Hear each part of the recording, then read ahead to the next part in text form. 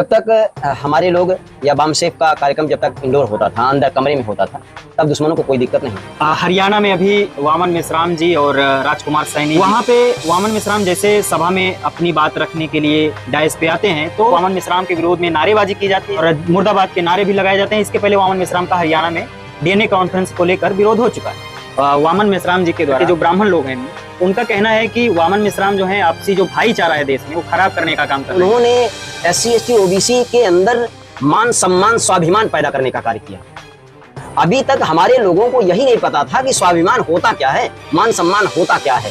गाली खाते हुए हमारे लोग पड़े थे, जातियों के नाम पर अपमान झेलते हुए हमारे लोग पड़े थे। अभी तक आप देख रहे होंगे अभी भी शासन प्रशासन में जो लोग बैठे हैं वो भी जातीय उन्माद फैलाने का काम करते हैं, जातीय शोषण करने का काम करते हैं। तो माननीय वामन मेश्राम साहब अपने लोगों को जगाने का काम धर्म संसद चला रहे होंगे, लगातार उनका कार्यक्रम चल रहा है धर्म संसद। आज देखिए SC ST OBC को बुरी तरह से मारा जा रहा है, धार्मिक रूप से प्रताड़ित किया जा रहा है। अभी देखा आपने 2-3 दिनों का मामला है, बीजेपी का नेता था, उसने एक व्यक्ति था, उसके मुंह पर उसने पेशाब किया। क्या इससे धार्मिक उन्माद नहीं फैलता, इससे जातीय उन्माद नहीं फैलता? ये करें तो रासलीला और हम करें तो करेक्टर ढीला। अगर ये करते हैं कोई चीज तो ठीक है, अगर हम करते हैं तो जातीय उन्माद फैला रहे हैं, धार्मिक उन्माद फैला रहे हैं, जबकि सबसे ज्यादा धार्मिक उन्माद और जातीय उन्माद यही विदेशी लोग फैलाते हैं।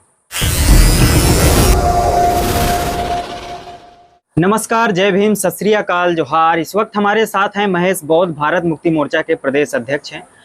सर 9 जुलाई को काशी में बौद्धों का एक महासम्मेलन होना था जिसमें स्वामी प्रसाद मौर्य, वामन मेश्राम और बिलास खरात उस कार्यक्रम में उपस्थित होने वाले थे।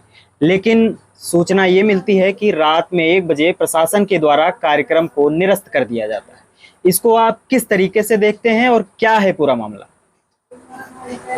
ये जो बनारस में कार्यक्रम रखा गया था, हमारी जो बौद्ध विरासत है, बहुत सारे लोगों को जानकारी नहीं है कि ये जो भारत देश में जितने भी मंदिर दिखाई पड़ते हैं ये सब बौद्धों की विरासत है। उसका रंग बदलकर, उसका रूप बदलकर उसको पाखंड और आडंबर में समेटा गया है। उसी विरासत बचाने के लिए माननीय वामन मेश्राम साहब ने कार्यक्रम का आयोजन किया था, लेकिन दुश्मनों को ये जानकारी हो गई कि जो हम लोगों ने अभी तक उसको छुपा के रखा था, माननीय वामन मेश्राम साहब के द्वारा वो पूरे देश में, माननीय बिलास खरात के द्वारा वो पूरे देश में लोगों को जागृत किया जाएगा इसके लिए। और आने वाले समय में हो सकता है इसके लिए कोई बड़ा आंदोलन ना खड़ा हो जाए, इसलिए दुश्मनों ने उसको निरस्त करने का कार्य किया। आखिर क्या कारण है कि वामसेफ समर्थित जितने भी कार्यक्रम बड़े पैमाने पे हो रहे हैं, जैसे हरियाणा में भी वामन मेश्राम का विरोध हुआ और कानपुर में वामसेफ का अधिवेशन था, वहां पे विरोध हुआ, यानी कि आखिर क्या कारण है? कल तक जो वामसेफ का विरोध नहीं करते थे, आज बड़े पैमाने पर विरोध करने का काम किया जाता है, इसके पीछे क्या कारण? जब तक हमारे लोग या वामसेफ का कार्यक्रम जब तक इंडोर होता था, अंदर कमरे में होता था, तब दुश्मनों को कोई दिक्कत नहीं थी।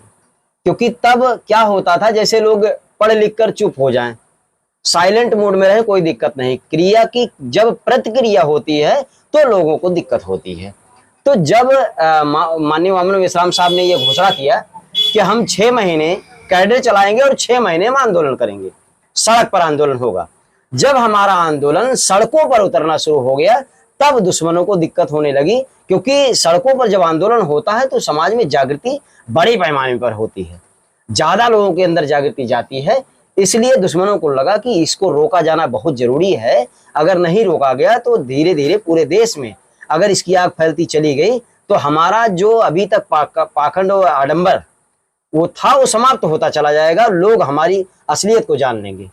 प्रशासन के द्वारा जब कार्यक्रम निरस्त किया गया तो मीडिया के द्वारा जब प्रशासन के लोगों से बातचीत की गई तो प्रशासन ने ये हवाला देते हुए कहा कि इस कार्यक्रम इसलिए निरस्त किया गया क्योंकि परमिशन के बाद रात में एक पोस्टर सोशल मीडिया पर वायरल होता है जिसमें कुछ विषय लिखे थे, जैसे ज्ञानवापी का मसला जो था ये बौद्धों का है, या ना तो मंदिर का मसला है ना तो मस्जिद का मसला है, और ब्राह्मणों का डीएनए विदेशी है, ये सब। और स्वामी प्रसाद मौर्य खासकर की जो अभी रामचरितमानस के विवाद में अभी काफी चर्चा में रहे, तो उनका भी उस कार्यक्रम में आना था।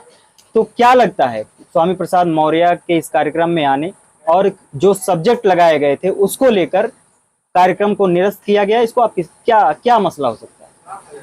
देखिए, अगर उनको ये लगता है, ये कहते हैं कि वो इससे जो उसमें दिया गया था, हाँ, विषय को लेकर कह रहे हैं धार्मिक उन्माद फैलाने का काम। विषय को लेकर जो उन्होंने किया था, अगर ऐसा होता तो धर्म संसद चला रहे हैं वो, लगातार उनका कार्यक्रम चल रहा है धर्म संसद।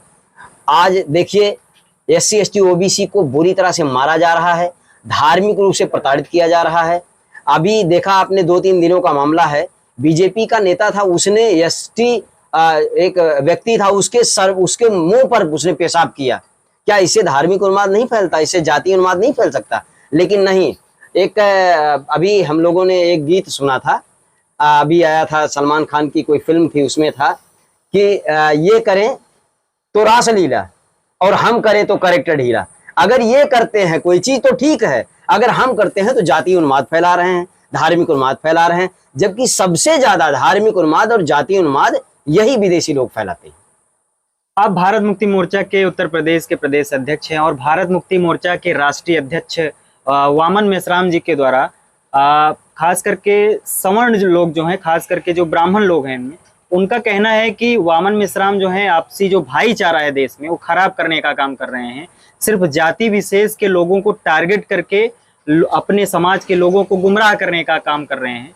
इसको आप किस तरीके से देखते हैं? मैं माननीय वामन मेश्राम साहब को बहुत बहुत धन्यवाद देना चाहता हूं कि उन्होंने SC ST OBC के अंदर मान सम्मान स्वाभिमान पैदा करने का कार्य किया। अभी तक हमारे लोगों को यही नहीं पता था कि स्वाभिमान होता क्या है, मान सम्मान होता क्या है। गाली खाते हुए हमारे लोग पड़े थे, जातियों के नाम पर अपमान झेलते हुए हमारे लोग पड़े थे। अभी तक आप देख रहे होंगे, अभी भी शासन प्रशासन में जो लोग बैठे हैं वो भी जातीय उन्माद फैलाने का काम करते हैं, जातीय शोषण करने का काम करते हैं। तो माननीय वामन मेश्राम साहब अपने लोगों को जगाने का काम कर रहे हैं, इसलिए उनके पेट में दर्द होता है। उनको ये लगता है कि जो हमारे गुलाम थे वो हमारी गुलामी अब नहीं करेंगे, उनके अंदर भी स्वाभिमान पैदा हो रहा है। अगर इनके अंदर स्वाभिमान पैदा हो गया तो हमारी गुलामी कैसे करेंगे, हमारे मैले कुचले कैसे ढोएंगे। इसलिए माननीय वामन मेश्राम साहब को टारगेट करते हैं कि वो जो अपने लोगों को जगाने का काम कर रहे हैं, जागृति पैदा करने का काम कर रहे हैं, वो ऐसा ना करें, इसलिए उनको जो है वो टारगेट करते हैं। हरियाणा में अभी वामन मेश्राम जी और राजकुमार सैनी जी के द्वारा एक संयुक्त रूप से, उसमें कई दिग्गज नेता भी थे, यहाँ तक कि दद्दू प्रसाद भी थे और भी कई बड़े नेता थे। वहाँ पे वामन मेश्राम जैसे सभा में अपनी बात रखने के लिए डायस पे आते हैं तो कुछ ब्राह्मणों के द्वारा वामन मेश्राम के विरोध में नारेबाजी की जाती है और बहुजनों के कार्यक्रम में ब्राह्मणों के द्वारा घुस करके वामन मेश्राम का विरोध किया जाता है और मुर्दाबाद के नारे भी लगाए जाते हैं। इसके पहले वामन मेश्राम का हरियाणा में DNA कॉन्फ्रेंस को लेकर विरोध हो चुका है। तो इस विरोध को आप किस तरीके से देखते हैं? उनके मन में डर है, उन ब्राह्मणों के मन में कहीं न कहीं डर है कि ये वामन मेश्राम जो है अपने लोगों को जगाकर तैयार कर रहा है, और अगर इनके लोग तैयार हो गए तो हमारा पोगा पंथ जो सिस्टम है खत्म हो जाएगा। इसलिए वो उनका विरोध करते हैं। जबकि माननीय वामन मेश्राम साहब सिर्फ अपने लोगों को जगाने का काम कर रहे हैं, उनको हक अधिकार की लड़ाई लड़ने के लिए तैयार कर रहे हैं। ऐसा कोई गलत काम नहीं कर रहे हैं कि किसी को कोई दिक्कत हो, लेकिन हाँ, उनके पेट में इसलिए दर्द होगा क्योंकि उन्होंने पूरी व्यवस्था पर कब्जा करके रखा था और सभी जो जाति हमारे जो SC ST OBC के लोग हैं, इन सभी लोगों को पूरी तरह से उन्होंने गिरफ्त में अपने रखा था और जैसे चाहते थे उसी तरह से इनका इस्तेमाल करते थे। तो जब लोग जागृत हो जाएंगे तो उनका इस्तेमाल नहीं कर पाएंगे। अभी आपने देखा बहुत सारे नेता, पहले भी लोग राजनीति करते चले आए, सांसद विधायक बहुत लोग हुए, लेकिन किसी ने भी जो रामचरितमानस में लिखा गया है, ढोल गंवार शूद्र पशुनारी सकल ताड़ना के अधिकारी, जो लिखा गया इसकी व्याख्या किसी ने किया नहीं। सही चीज समाज को बताने का कार्य नहीं किया, गलत जरूर बताने का काम किया।